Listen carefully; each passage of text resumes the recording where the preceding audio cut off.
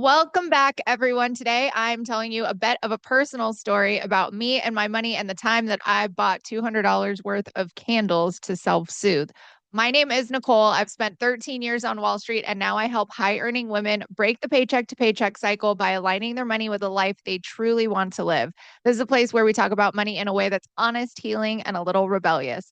No shame, no scarcity, no pretending you should have it all figured out. Just real conversations about wealth, power, nervous system regulation, and what it actually takes to turn high income into aligned wealth. Welcome. This is where your money starts working for you.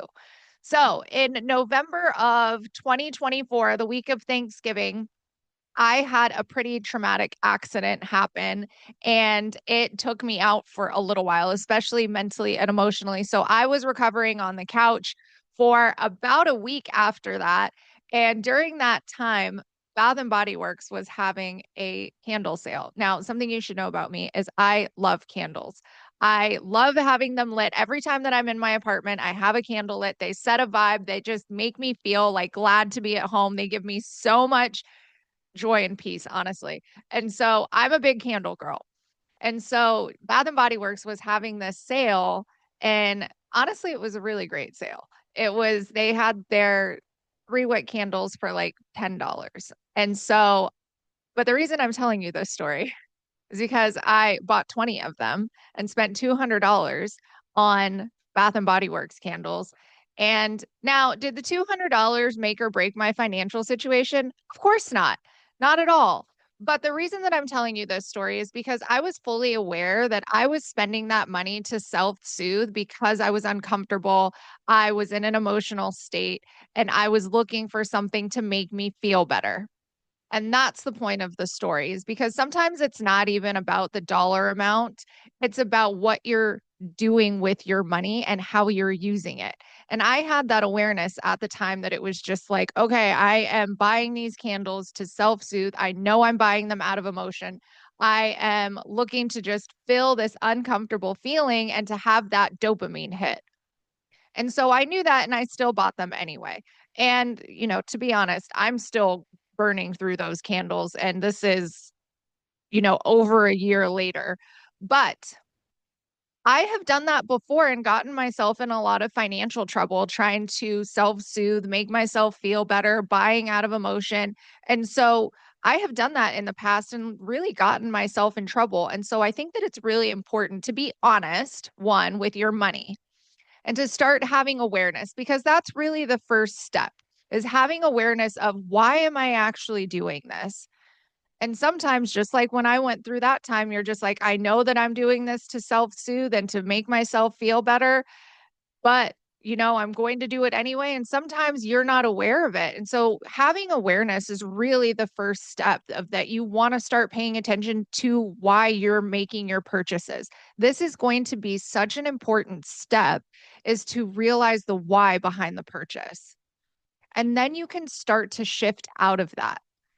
And so before when I used to shop all the time back in my 20s to make myself feel better. And I would just completely buy out of emotion. And I really got myself into a bad financial situation because of that, which is very different than, spending $200 one time on some candles. But when you're repeatedly doing these actions and behaviors, that's where they start to compound.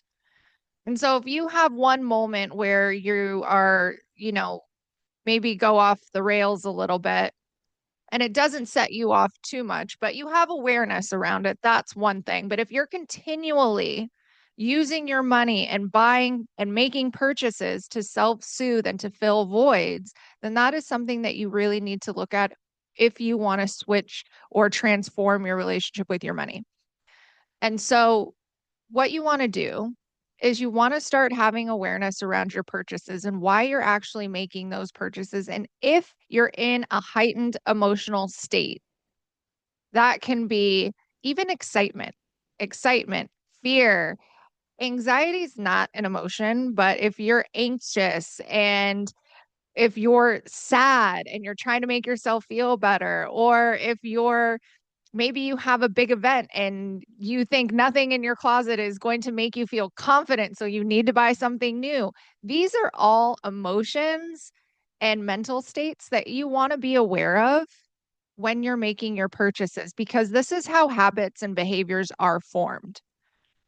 And if you get into the habit of self soothing and filling those voids with always making purchases, then it's going to be very challenging for you to actually build wealth.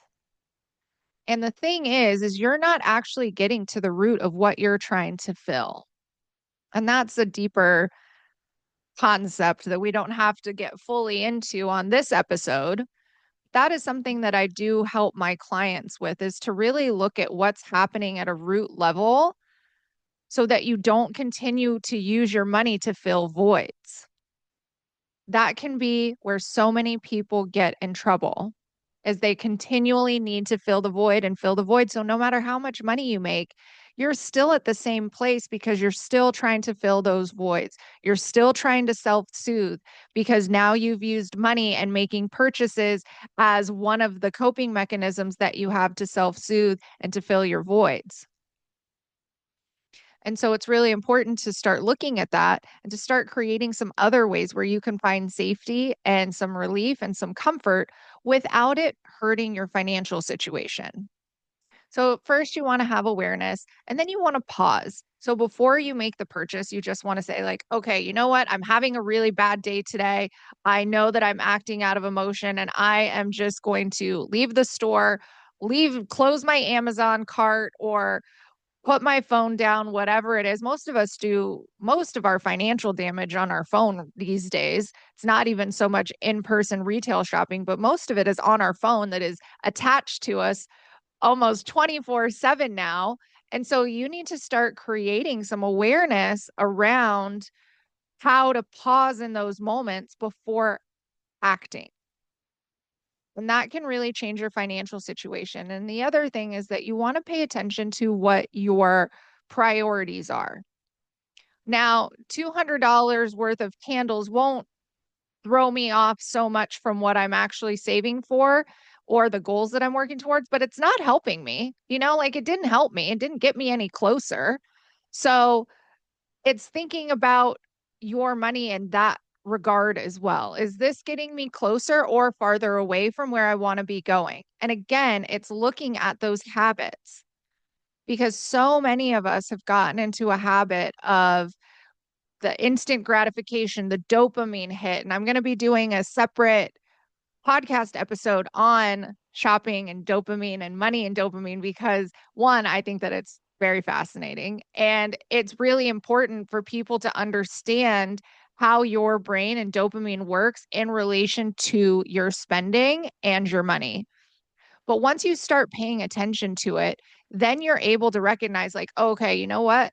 I actually need to pause and step away from the situation so that I don't keep putting myself in a financial hole.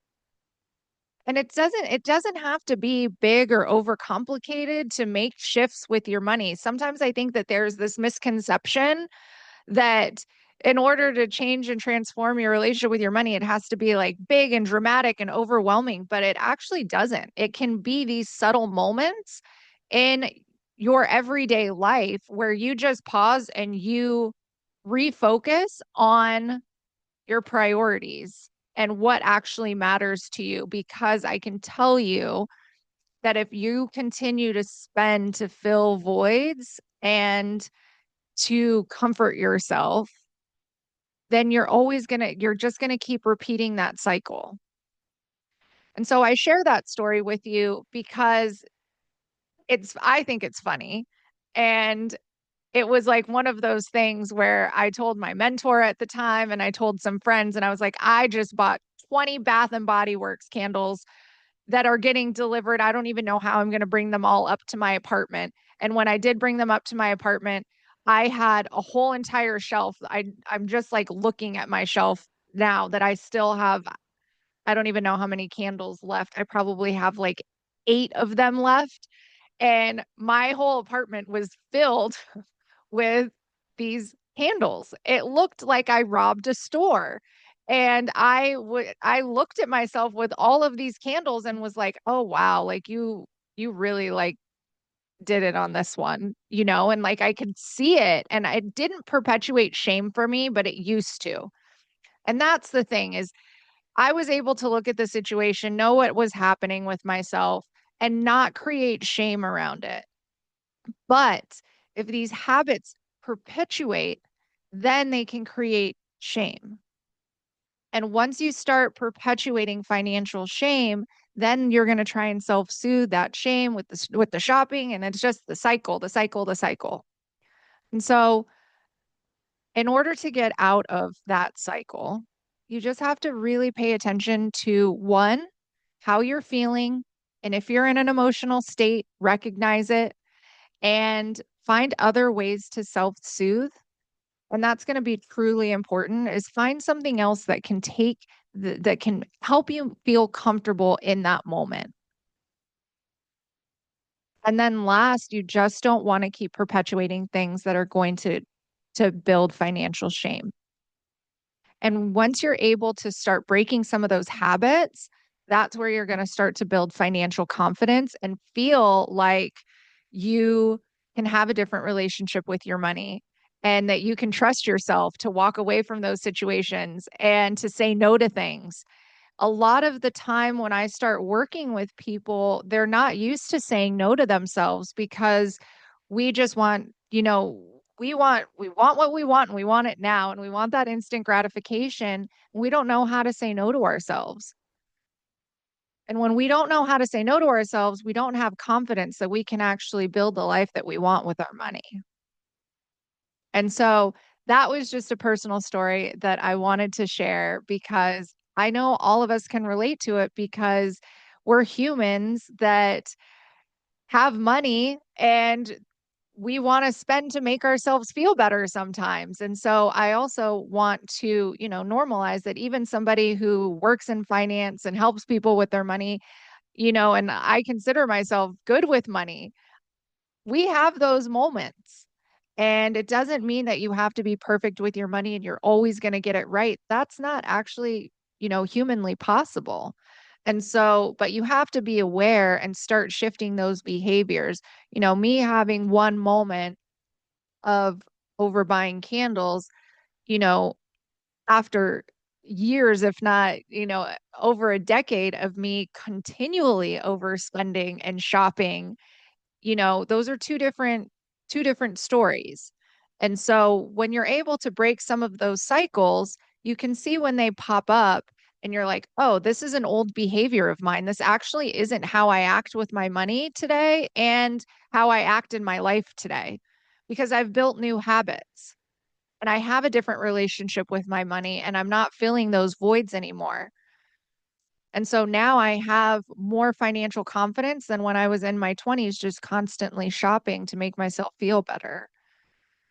And that's one of the main things that I help women with is to shift out of that shame, those habits, those behaviors, and to really start building financial confidence because I think it's so important for women to feel powerful with their money. And we need more financially empowered women in the world. We truly do. And so just start paying attention to your money, see if the habits and the behaviors that you have are perpetuating shame, and then either reach out to somebody for help or start to shift into different behaviors so that you can have a different relationship with your money. Thank you so much for joining me on this episode. And I hope that me buying 20 Bath and Body Works candles made you laugh as well. And if you enjoyed this episode, I would really appreciate if you could leave a rating on whichever platform you're listening on and pass this along to somebody else that you think that it would help because again, we need to spread the message of having more financially empowered women in this world. If you have any questions or want to reach out to me, you can find me on social media, TikTok and Instagram at Wall Street Girl Next Door. I'll see you on the next episode.